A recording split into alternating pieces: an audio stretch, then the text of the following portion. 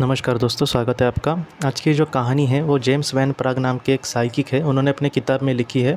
ये जो कहानी है उन्होंने खुद के अनुभव कुछ कहे हैं। वो ये कहते हैं कि वो जब स्कूल में थे तब उनके साथ एक लड़का पढ़ता था। वो उनका दोस्त तो नहीं था, लेकिन वो ऐसा लड़का था जो सारे लड़कों में आपने भी देखा होगा, कुछ लड़के ऐसे ऊँचे वगैरह होते हैं, हट्टे-कट्टे, तो वो सारे लोगों से कुछ अलग दिखते हैं। और ये जो माइक था वो इसका पूरी तरह से फ़ायदा उठाता था। मतलब क्या करता था वो, जो छोटे वगैरह बच्चे होते हैं, छोटे मतलब उससे छोटे हाइट को वगैरह, और जो थोड़े से मतलब डरपोक वगैरह होते हैं, तो ये हमेशा उनको तकलीफ़ देता था, उनको मारता था, पीटता था, हमेशा डाँटते रहता था। उसके अंडर वगैरह वो कुछ करे ऐसा उसको हमेशा लगता था।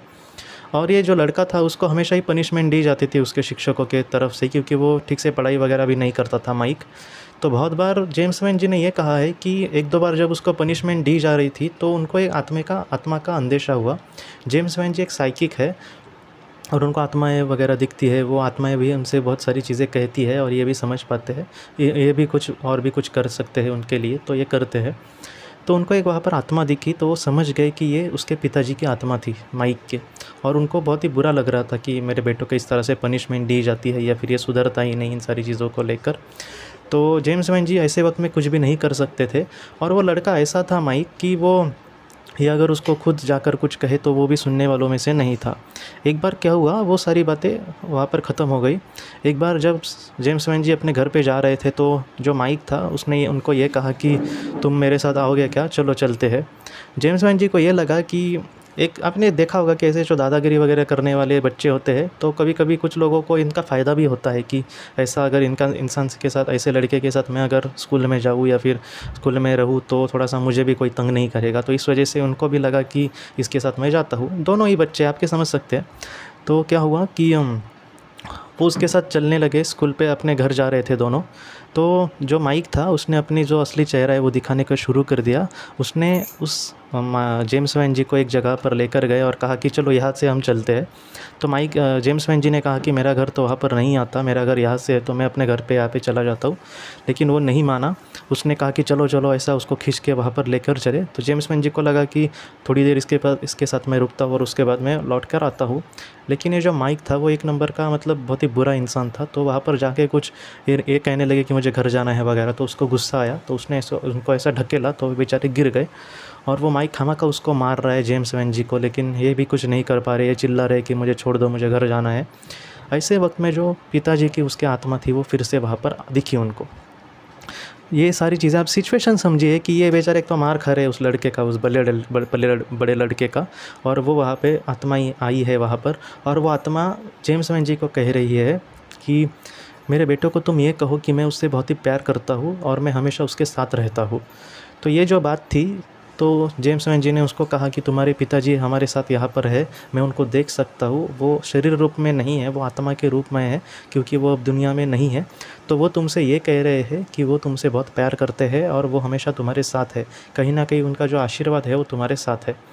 ये सारी चीज़ें सुनकर अभी तो वो मार रहा था, लेकिन वो एकदम चुप हो गया और वो कह रहा है कि तुम ऐसा कैसे कह सकते हो, क्योंकि मेरे पिताजी तो ज़िंदा है लेकिन वो हमें छोड़कर चले गए हैं, क्योंकि उसकी माँ ने उसको ये कहा था।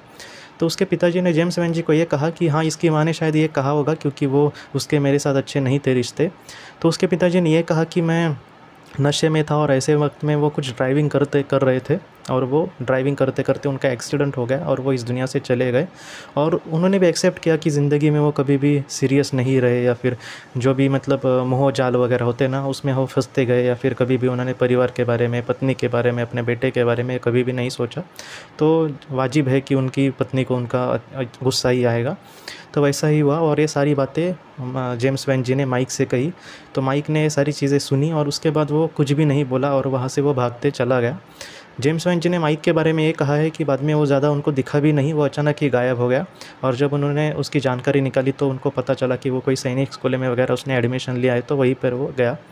तो दोस्तों, ये जो उन्होंने अपने अनुभव कहे हैं उससे हम ये पता चल सकता है कि जो साइकिक है उनके सामने हमारे जैसी दुनिया है, हम पृथ्वी पर जो भी चीज़ें देखते हैं उससे बहुत ही अलग दुनिया उनके सामने होती है। लेकिन ये चीज़ें इतनी बुरी भी होती है कि डॉक्टर जेम्स वैन जी ने कहा है कि बचपन से उनको ये सारी चीज़ें दिखती थी और उनकी माँ ने कहा कि ऐसे बच्चों को वगैरह ठीक से समझ में नहीं देखा जाता, बहुत बार तो इनको ही शैतान कहा जाता है और ज़्यादातर तो इन पर ध्यान ही कोई नहीं देता, और उन्होंने सही वगैरह जानकारी दी फिर भी उनको बुरा ही कहा जाता है। और दूसरी बात कहनी थी कि उनके जो बहुत ही करीबी दोस्त थे उनको भी ये पता नहीं था कि जेम्स वैन जी ऐसी चीज़ें कर सकते हैं, तो ये भी एक दूसरी बात है दोस्तों। तो ये जो साइकिक होते हैं उनके सामने कुछ अलग दुनिया होती है, या फिर हम जितना दुनिया को देखते हैं या फिर आत्माओं के बारे में जितना हम जान सकते हैं उससे बहुत ही ज़्यादा ये लोग जान सकते हैं। तो ऐसे साइकिक के जो अनुभव है वो हमारे लिए भी बहुत ही ज़्यादा महत्वपूर्ण होते हैं। तो वही मैं आपको कहने की कोशिश की दोस्तों। आज के इस भाग को लेकर अगर आपके कोई भी सवाल हो तो आप ज़रूर पूछें, मैं उसका जितना हो सके आपको जवाब देने की कोशिश करूँगा। हम अपनी अगली वीडियो में मिलते हैं। आप अपने परिवार का ख्याल रखना। आपका बहुत बहुत शुक्रिया। ज़िंदगी की रोशनी ये संस्था ऐसे लोगों के लिए काम करती है जिन्होंने किसी अपने को खोया है या फिर जो लोग अपनी ज़िंदगी में बहुत ही ज़्यादा दुखी है। जो लोग इस संस्था से जुड़ते हैं उनको तकरीबन 50 किताबें भेजी जाएगी उनके व्हाट्सएप पर या फिर ईमेल पर। ये किताबें आत्मलोक या फिर मौत के बाद हमारे साथ क्या होता है इन सारी चीज़ों की आपको पूरी तरह से जानकारी देगी। और इसके साथ साथ आपको एक पास्ट लाइफ रिग्रेशन थेरेपी की ऑडियो भी भेजी जाएगी। इस ऑडियो की मदद से आप घर बैठे अपनी पास्ट लाइफ रिग्रेशन करने की कोशिश कर सकते हो। बहुत लोग पास्ट लाइफ रिग्रेशन थेरेपिस्ट के पास किसी कारण के वश नहीं जा सकते, तो ऐसे लोगों के लिए मदद के लिए ये ऑडियो तैयार की गई है। तो आप ज़रूर इस संस्था से जुड़े। इस संस्था से जुड़ने के लिए सामने जो व्हाट्सएप का नंबर दिया है आप कृपया उस पर संपर्क करें। आपका बहुत बहुत शुक्रिया।